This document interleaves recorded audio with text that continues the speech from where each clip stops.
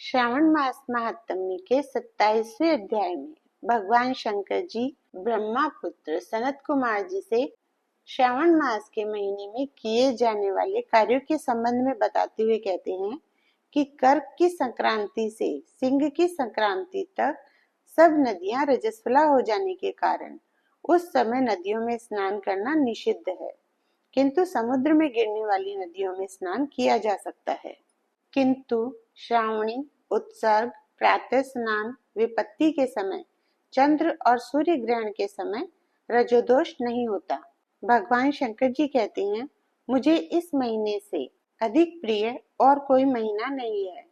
अन्य महीनों की अपेक्षा इस महीने में किया गया दान अक्षय फल प्रदान करता है तथा श्रावण मास में जिसने भी वेद व्यास जी की पूजा कर उनको प्रसन्न कर लिया, उसने मानो मुझे प्रसन्न कर लिया। कर्पूर गौरम करुणावतारम संसार सारम भुजगेंद्रहारम सदा वसंतम हृदयारविंदे भवं भवानी सहितं नमामि। भवं भवानी सहितं नमामि। श्रावण मास महात्म्य 27वां अध्याय। श्रावण मास के वे कार्य जिन्हें मनुष्य को करना चाहिए। भगवान शंकर जी ने कहा, कर्क की संक्रांति से सिंह की संक्रांति तक सब नदियां रजस्वला हो जाती है, इसलिए उस समय नदियों में स्नान करना निषिद्ध है। समुद्र में गिरने वाली नदियों में स्नान कर सकते हैं, इसमें कोई दोष नहीं लगता। कुछ महर्षियों का कहना है कि कर्क संक्रांति से दक्षिण दिशा में स्थित भगवान अगस्त्य के उदय काल तक नदियां रजस्वला रहती है। ग्रीष्म ऋतु में भूमि पर जो नदियां सूख जाती है, वे भी रजस्वला रहती है। अपने आप जिन नदियों की गति 32 हाथ न हो, उन नदियों में वर्षा ऋतु में 10 दिन तक स्नान नहीं करना चाहिए। उन नदियों को नदी न कहकर गर्त शब्द से पुकारे। कर्क संक्रांति के आरंभ में महानदियां रजस्वला होती है। जिस प्रकार स्त्रियां 3 दिन तक अपवित्र रहती है, उसी प्रकार महानदियां भी 3 दिन तक अपवित्र रहकर चौथे दिन पवित्र हो जाती है।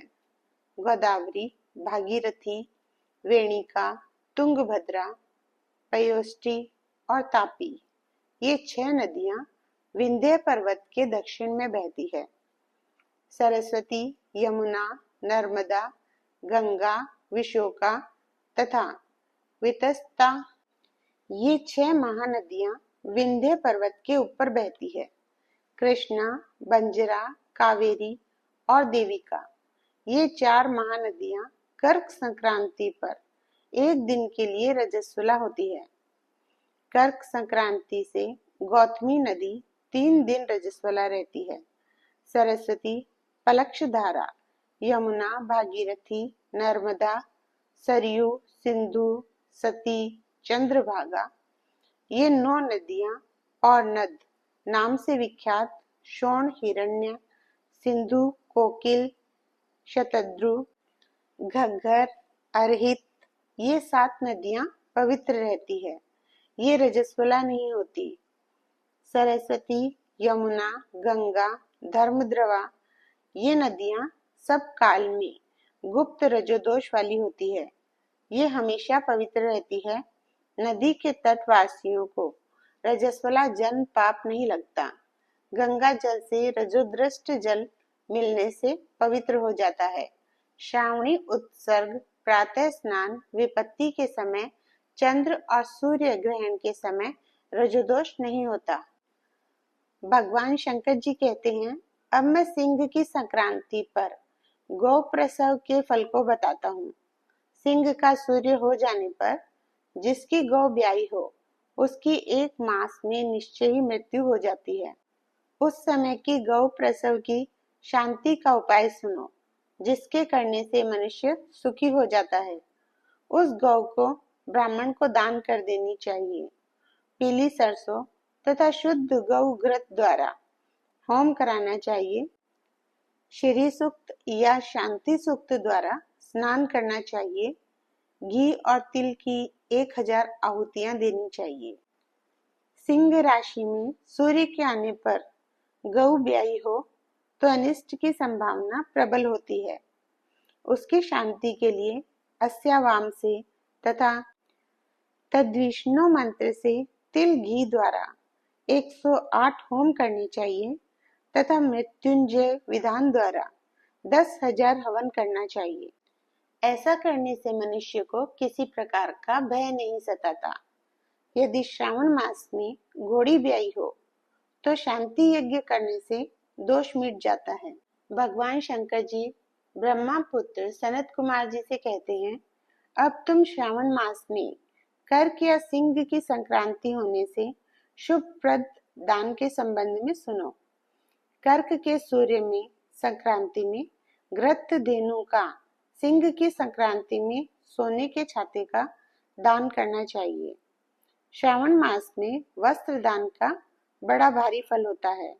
श्रावण मास में भगवान श्री हरि की प्रीति के लिए साधक को घृत, घृत कुंभ, घृत धेनु तथा फलों का दान करना चाहिए। अन्य महीनों की अपेक्षा इस महीने में किया गया दान अक्षय फल प्रदान करता है।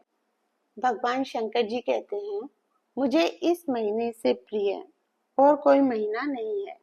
जो इस महीने में व्रत करता है वह विशेष रूप से मेरी कृपा का पात्र होता है।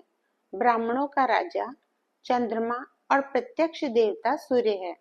ये दोनों मेरे नेत्र हैं। अतः उसकी संक्रांति संज्ञा कर्क तथा सिंह संज्ञा हुई है।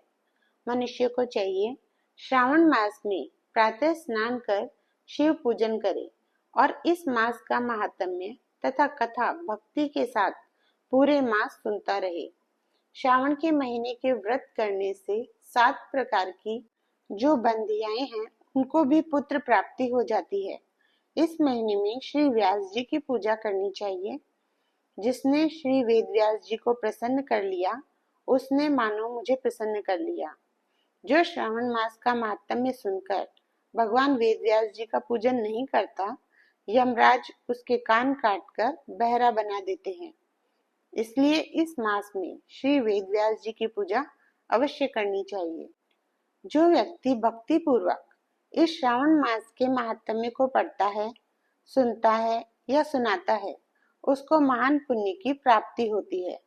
श्री शिवाय नमस्तुभ्यम, श्री शिवाय नमस्तुभ्यम।